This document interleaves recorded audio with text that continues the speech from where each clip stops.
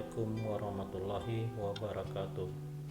Selamat datang di Kisah Sirah Channel khusus yang menceritakan tentang kisah para nabi, keluarga dan sahabat, wali Allah, sufi, ulama dan orang-orang alim pilihan Allah. Kali ini kita akan mendengarkan kisah tentang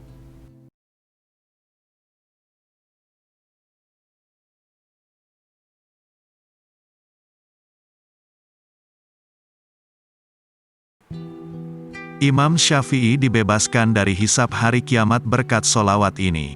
Solawat yang dibaca Imam Syafi'i mendapat pujian dari Nabi Muhammad hingga beliau mendoakan Imam Syafi'i agar dibebaskan dari hari hisab. Syekh Ahmad Al-Misri menceritakan kisah Ahmad ibni Naas yang bermimpi Rasulullah Shallallahu Alaihi Wasallam. Dalam mimpi itu ia bertanya kepada Rasulullah, "Ya Rasulullah, dengan siapa kami diperintahkan untuk diikuti dan siapa yang dijadikan rujukan kami?" Kata Rasulullah, "Hendaklah kamu berguru mengikuti mazhab Muhammad bin Idris Asy-Syafi'i, dia bagian dariku." Bayangkan Allah Ta'ala meridai beliau, pengikutnya sampai hari kiamat. Itu semua diridai oleh Allah. Siapa lagi sesudah Imam Asy-Syafi'i? Imam Ahmad bin Hanbal karena beliau orang yang berhati-hati dan zuhud, kata Syekh Ahmad saat mengisi kajian di Masjid Permata Kolbu, Perumahan Permata Mediterania Pos Pengumben, Jakarta Barat. Dai asal Mesir itu juga menceritakan dalam kitab Safwatut Safwa jilid 1 halaman 331, beliau bermimpi Rasulullah Shallallahu Alaihi Wasallam. "Imam Syafi'i kan anak paman Nabi Muhammad, kira-kira apa engkau memberikan keistimewaan kepada beliau?" "Iya, saya berdoa agar Allah agar tidak menghisap Imam Asy-Syafi'i," kata Rasulullah.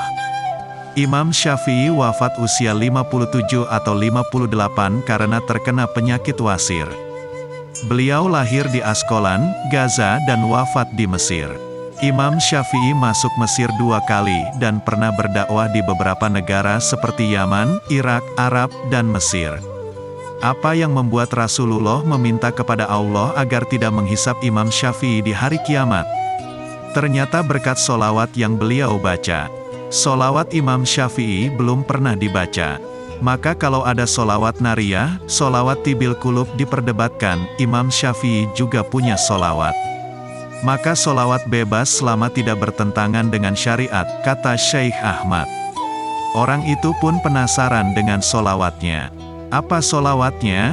Berikut lafaznya, Allahumma sholli ala Muhammad kulama zakarahu az-zakiruna wasali ala Muhammad kulama gafala anhu al-gafilun.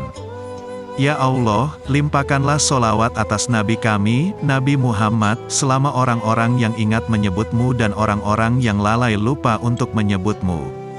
Terkait solawat ini, Imam Al-Ghazali juga menyebutkan dalam kitab Ihya Ulumuddin dari riwayat Imam Abul Hasan Al-Syafi'i, dia berkata, "Saya telah bermimpi melihat Rasulullah Shallallahu Alaihi Wasallam, lalu saya bertanya, 'Ya Rasulullah, dengan kebaikan apa Imam Syafi'i diberi balasan dari sebab ucapannya dalam kitab Ar-Risalah, wa shallallahu ala Muhammadin kulama zakarahus zakirun wakhafala an zikrihil gafiluna?' Rasulullah Shallallahu Alaihi Wasallam menjawab, ia dibebaskan dari keharusan menghadapi perhitungan, hisab pada hari kiamat. Dari Ali bin Abi Thalib karamaulahu wajhah, Rasulullah Shallallahu Alaihi Wasallam bersabda, orang yang pelit adalah orang yang ketika disebut namaku di sisinya lalu ia tidak bersalawat untukku. Hadis riwayat Tirmidzi nomor 3546. Rasulullah Shallallahu Alaihi Wasallam bersabda, perbanyaklah bersalawat padaku pada hari Jumat, karena sesungguhnya solawat umatku diperlihatkan kepadaku pada setiap hari Jumat. Siapa saja yang paling banyak solawatnya, maka ia menjadi orang yang paling dekat kedudukannya dariku. Hadis riwayat Al-Baihaqi. Demikianlah kisah sahabat Nabi kali ini, semoga memberikan pelajaran dan tauladan bagi kita semua. Wallahu a'lam bishawab. Wassalamu alaikum warahmatullahi wabarakatuh.